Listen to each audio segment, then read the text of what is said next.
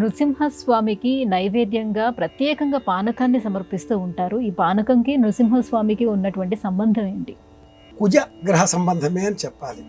నృసింహావతారానికి సంబంధించిన విశేష సంబంధాలు, ఆలోచనలు అన్నీ కూడా వైశాఖ మాసంతో ముడిపడి ఉంటాయి. నిజానికి మాఘమాసంతో ప్రారంభం చేసుకుని మాఘం, ఫాల్గుణం, చైత్రం, వైశాఖం, కొంతమేరకు జ్యేష్ఠమాసం కూడా, ఈ 5 మాసములలో బెల్లమును విరివిగా మనం వినియోగించాలి. బెల్లం కుజ సంబంధితమైనటువంటి ద్రవ్యం.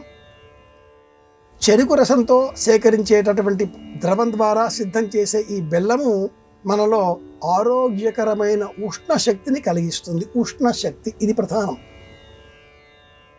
చక్రాన్ని మనం చూచినప్పుడు ఈ చక్రం సుదర్శనం. సుదర్శన చక్రానికి వెనక వైపుగా ఉండే స్వరూపం నృసింహ స్వరూపం. ఈ నృసింహ స్వరూపంగా, చక్ర స్వరూపంగా దైవాన్ని ఆరాధన చేయడం ఎందుకు అంటే మనకు ఒక రక్షణ వ్యవస్థ, భద్రత ఏర్పరచుకోవడం. ఈ భద్రతా వలయం పదార్థాలలో బెల్లం ద్వారా ఏర్పడుతుంది. తీపి పదార్థం ద్వారా జ్ఞానం వికసిస్తుంది. మాసం వైశాఖ మాసం కనుక విరివిగా విశేషంగా అనారోగ్యాన్ని కలిగించే వేడిని నియంత్రించే పదార్థం మరొకటి వేడి అయినటువంటి బెల్లానికి ఉంది. సంప్రదాయం తెలిసిన ప్రాచీనులు ఉష్ణం ఉష్ణేన శీతలం అని మాట చెప్తారు. వేడిని వేడి చల్లారుస్తుంది. అధికమైన వేడి ఈ వేసవిలో మామిడి పండ్ల కారణకంగా వేడి. అధికంగా మామిడి పండ్లు తింటే వేడి చేసింది అంటారు.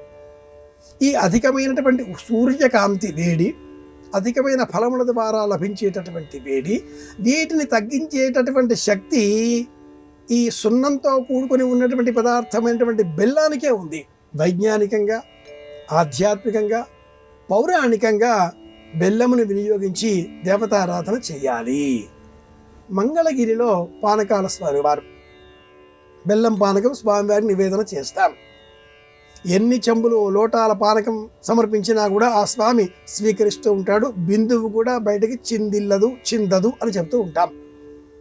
అలాగే కేవలం నృసింహుడికే అని కాకుండా రామచంద్రమూర్తిని పూజ చేసేటటువంటి చైత్రమాసంలో కానీ, ఆంజనేయ స్వామి వారిని పూజించేటటువంటి వైశాఖ బహుళదశి హనుమత్ జయంతి కానీ, ఈ మాఘం మొదలుగా జ్యేష్ఠం వరకు ఉండే సమస్త దేవతారాధనలలో కూడా బెల్లం పానకమే విశేషంగా మనం వినియోగిస్తూ ఉంటాం.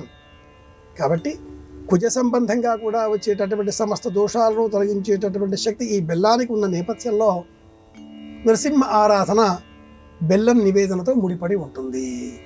అంతకుమించి జ్యోతిషపరంగా భారతదేశానికి సంబంధించిన ఆరాధ్య దైవం, మకర రాశికి సంబంధించిన స్వరూపం భారతదేశం.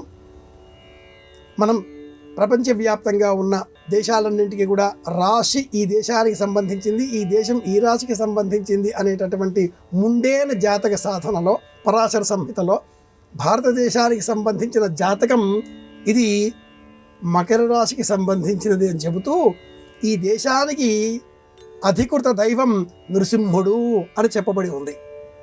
అలాగే ఆ గ్రంథాన్ని అనుసరించి నృసింహుడికి నివేదన, ప్రీతికరంగా చేయవలసినటువంటి శాంతి ప్రక్రియ బెల్లం నివేదన. పరాశర సంహిత అనే గ్రంథం ఆధారంగా మనం నృసింహుడిని ఆరాధన చేస్తున్నాం.